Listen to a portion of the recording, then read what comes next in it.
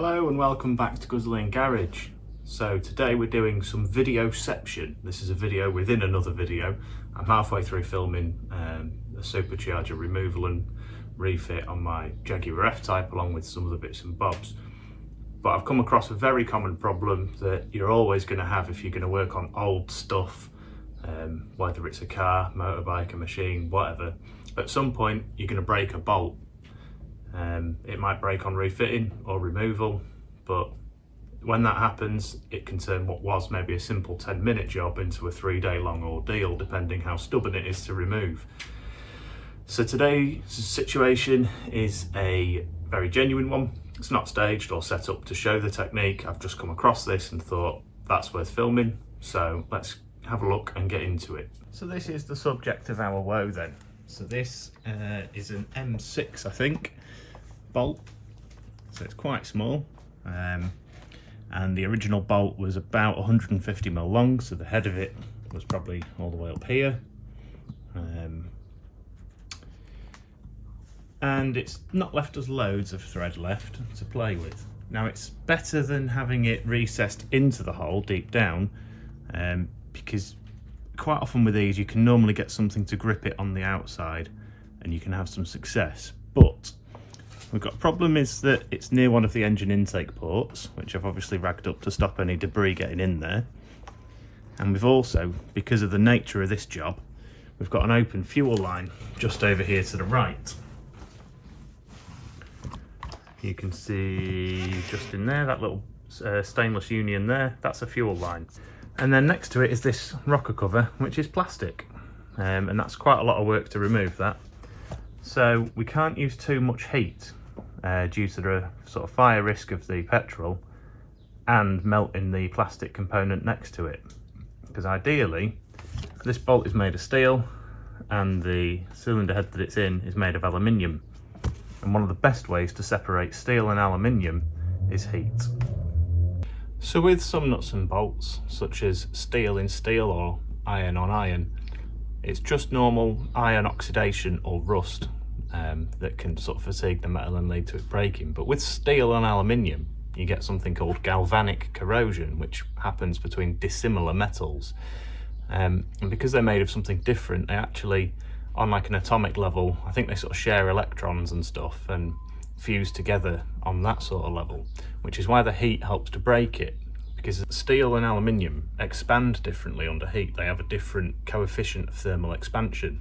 So as you apply the same source of heat to the same area, the steel component will grow by a different amount to the aluminium component. And then if you've used heat, so you could use a propane blowtorch, which is what I've got. You can also get oxyacetylene, which is very, very good. And if things are going really badly, you might have to get a welder out, and that's very good because they apply quite a direct heat to the metallic components. Once you've applied the heat, if you can shock it by freezing it or making it a lot colder, a lot faster, that is useful to sort of cycle the application of heat, cold, will definitely help free up seized aluminium and steel. This is a good product. This is Loctite Freeze and Release, which works with like a sort of refrigerant type action. It smells really nice. It smells like the juice that your dentist washes your mouth out with, which I think is quite nice. Some people might not. But the key is to cycle the heat as much as you can. Lubricating oil is obviously useful, penetrating oil, but that can make matters worse if you're going to end up using heat. There are also some tools that can help you out as well. Tools then that can really help. So if the bolt has broken off in a recessed hole and you haven't got external stud to grab, you'll have to drill it. And one thing you can drill it with is a set of left-handed drill bits. So these look and work very similar to normal drill bits, but the spiral on them actually goes the other way. So they actually cut in a reverse action on the drill. Now that's useful because normally you would tighten a bolt clockwise because most bolts are right-hand thread. But if you're drilling with a right-hand action, that can actually impact the thread and screw it in tighter. So with a left-handed drill bit, you're less likely to perform that action, and in actual fact any gripping or grabbing or impacting on the thread is likely to give it an unscrewing action, which is obviously what we want to happen. You can also use screw extractors. So there's multiple designs and types of these, and I haven't got lots of them. But the two designs I've got are these loose spiral ones. So you drill a hole very slightly smaller than the thread size, select the right size of screw extractor, and you'll notice these have got a left-handed spiral to them as well. So the idea is you tap it into the hole gently with a hammer to get it seated, and then start turning it anti-clockwise. And because it's got a left-handed spiral, it should grab hold of the bolt and then start unscrewing itself as it comes out. Same for these, but these are just a slightly different design.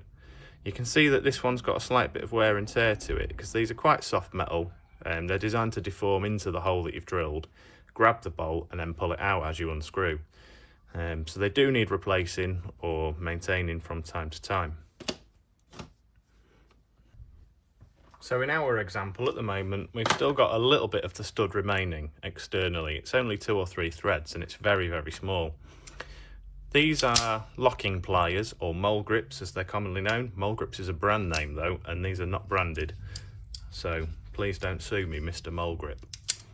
But these are very, very useful if you haven't seen these before. You squeeze whatever you're trying to grip, hold this lever, and then you can get a good bit of tension on by squeezing the handles together, and they sort of cam over and they lock together then, and they won't come off until you squeeze this tab like that.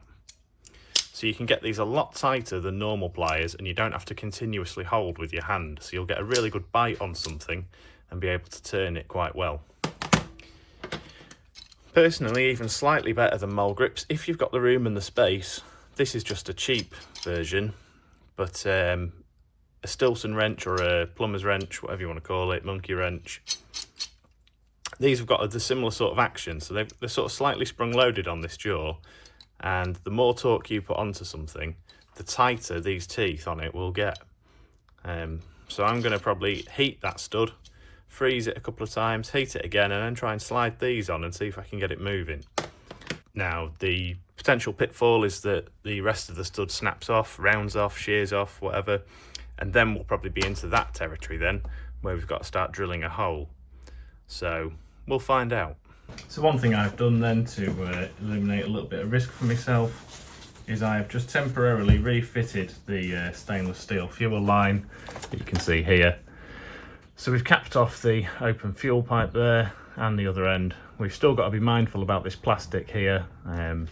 We don't want to be starting to melt that, because that is going to be bad news.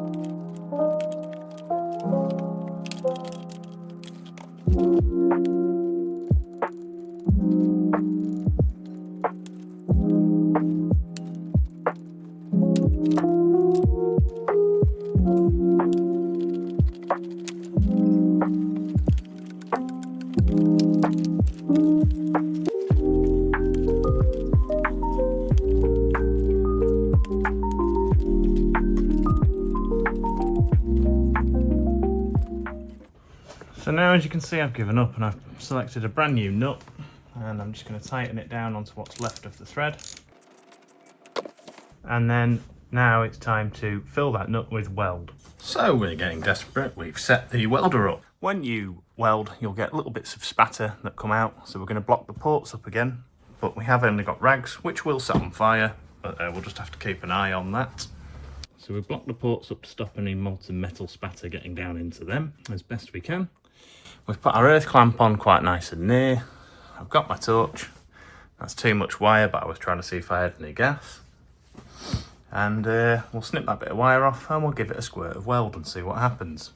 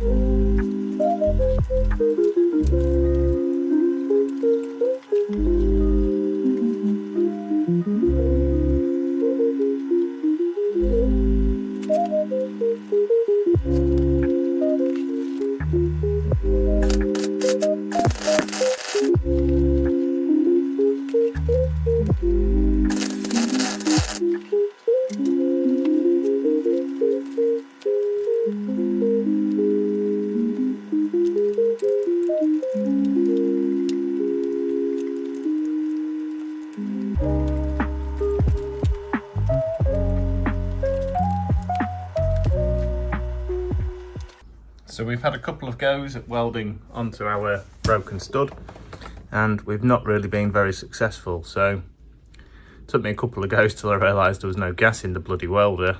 Then I got some gas, got a nut welded on nicely, and all that managed to do was snap off the stud even further down. So I tried removing it when it was still absolutely screaming red hot, because I thought that would be the best thing to do. But there's still maybe, I don't know, 0.5 millimetre to 1 millimetre of stud remaining. So I'm going to give it one more shot with the welder, but I'm going to give it plenty of time to cool down before I try and remove it. And we'll see how we get on with that. If not, it's going to be drilling and trying to tap it or easy out it to get it out. Okay, so we set fire to some penetrating oil there, but whatever, you've got to watch out for that sort of thing. I'm now going to give it plenty of time to cool before I try and remove that nut. So unfortunately it's putting up a real fight, and welding a nut on still hasn't worked. So we're going to have to go for a hammer and a centre punch and a left-handed drill bit. I've gone for the 4 millimetre size, and as I say, it's left-handed, so we're going to drill backwards, if you like, which is just slightly better than a normal conventional drill bit, because a right-hand drill can tighten up the thread. A left-hand drill isn't magically going to undo it for us, but it's certainly not going to make things worse. I have just had to move this fuel line out of the way, so I've disconnected it from that end, and I've just swung it round on its connection at this end, just to keep that sort of capped off and stop any swarf getting in there. I've also set up my vacuum, where I'm going to try and run the vacuum at the same time as drilling and collect as much swarf as I can, bearing in mind that we're right next to the intake port for this engine. The really important thing is to get the centre punch as central as possible. With this being a steel bolt in an aluminium casting, the drill does have a tendency to want to veer off to one side, because the steel is so hard in particular, and the aluminium's nice and soft, and once it goes off, it's very, very hard to get it back on course. So a really good, strong, solid, central first punch and starting to the drilling is very important.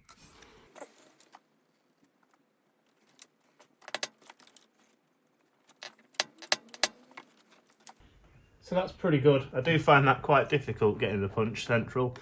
It can help to use a magnifying glass. That's a little tip for you. So it'll get noisy, I'll switch on the hoover and start drilling. Bearing in mind we're going to have to use the drill backwards because we're using a left-handed drill bit, that's all.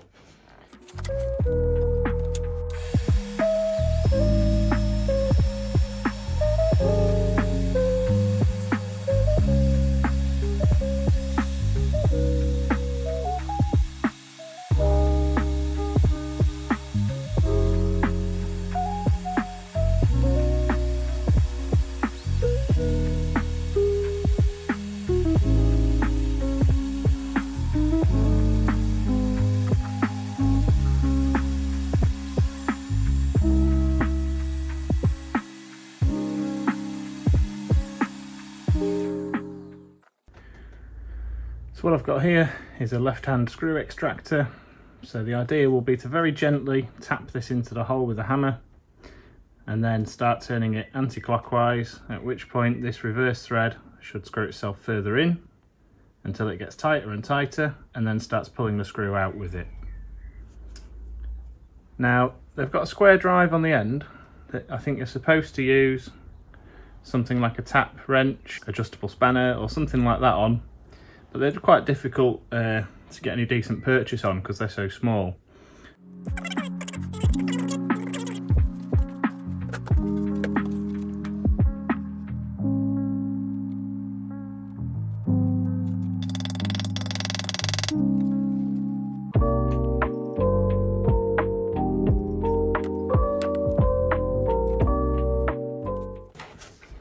So unfortunately that's just sort of flattened off the spiral on that extractor. This is only a cheap Silverline one, it's maybe not very hard material, or maybe we should have cleaned out the drill hole a bit better. We'll try something else.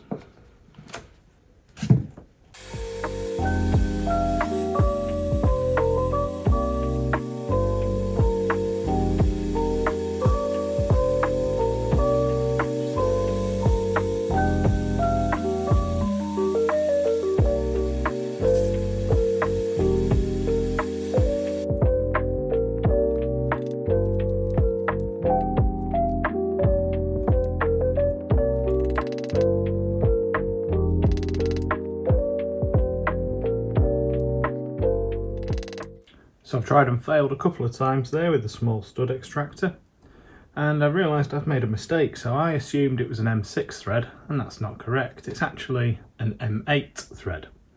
So I've gone up to a 6mm drill bit, and what I've also done, measured the old bolt versus the other bolt that came out. So I've realised I've got 25mm snapped off in there. So that's what this piece of tape around the drill bit is for, to ensure that I've got right to the bottom of the thread and that I don't exceed it and over drill it.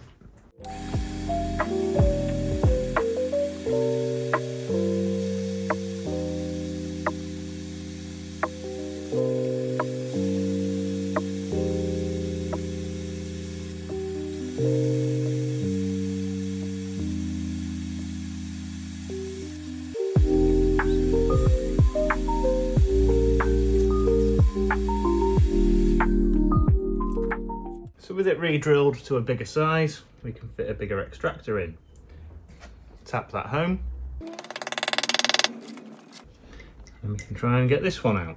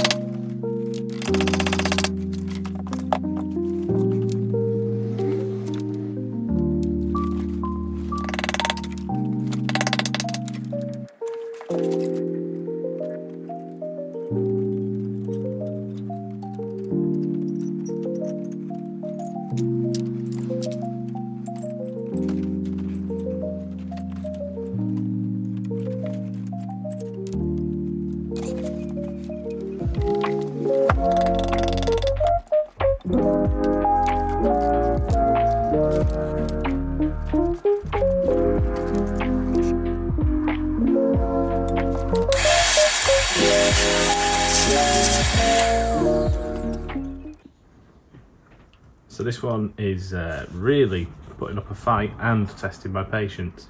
You've seen I've used a couple of different methods now to try and get what's left of the stud out. But we've bottomed out at 25mm, which is how much I had snapped off. We've gone to 6mm and the couple of different types of stud extractor, neither of which seem to be touching it. So the next step is going to be to go to a 7mm drill bit, which is the tapping size for an M8 thread. And then we're going to use a tap, which I have smeared a bit of grease on, and we're basically just going to retap the hole as if the stud was never there. So unfortunately, in this case, we haven't managed to get the stud out. So I guess you could say this is how not to remove a stud. This is how to just drill one entirely and retap the hole.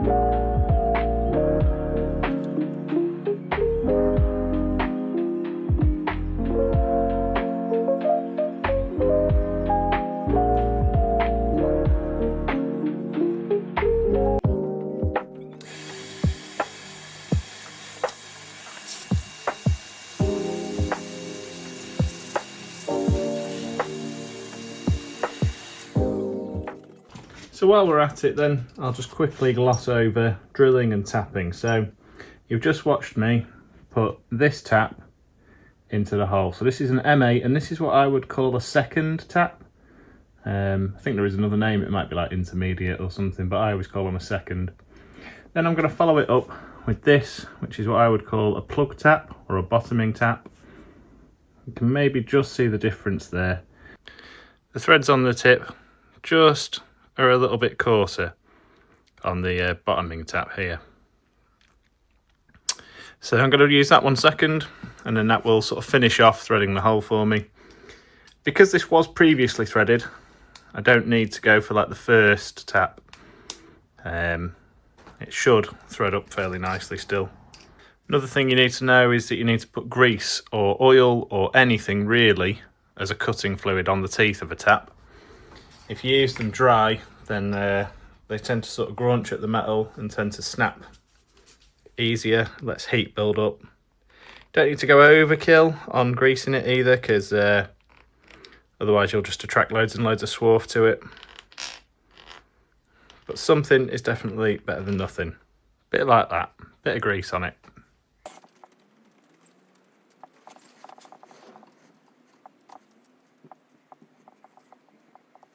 So when I'm tapping then, you'll notice I go 2 turns forward and then 1 turn back. And that, you'll feel it breaks off the cut edge of what you've just tapped basically. So it frees up the swarf and stops the tap from snapping in the hole. So we've reached the bottom there, so now we should be able to withdraw it, clean the hole up a bit, and I'll test fit a bolt and make sure that we're all right. Just a bit of solvent, you can use brake cleaner or whatever you need to.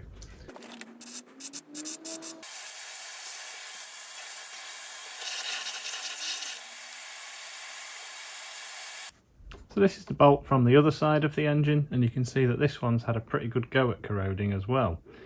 So when I refit these, I'll be, guess what, giving them a dose of the old copper grease, I think. It's a tiny bit crooked, few degrees out, but not bad for hand drilling, I would say. And it seems like it's gone pretty much fully home.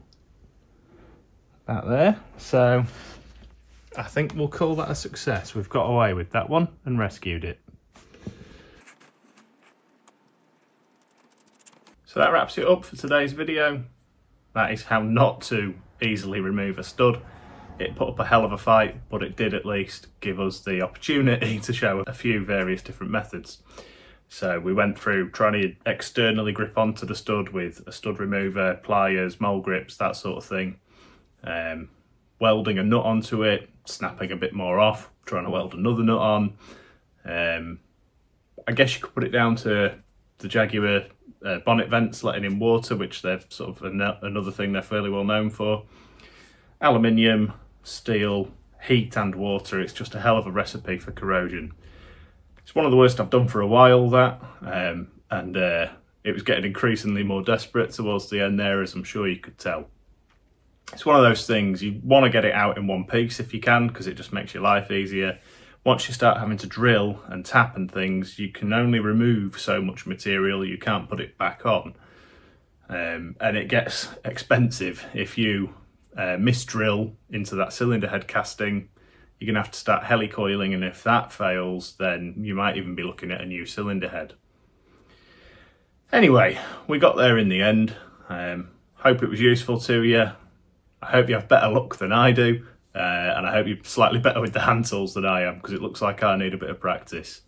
Thanks very much for watching. Please do like, comment, subscribe if you want to weigh in with your methods or ways I could improve. Please do let me know, and I'll catch you in the next one. Bye bye.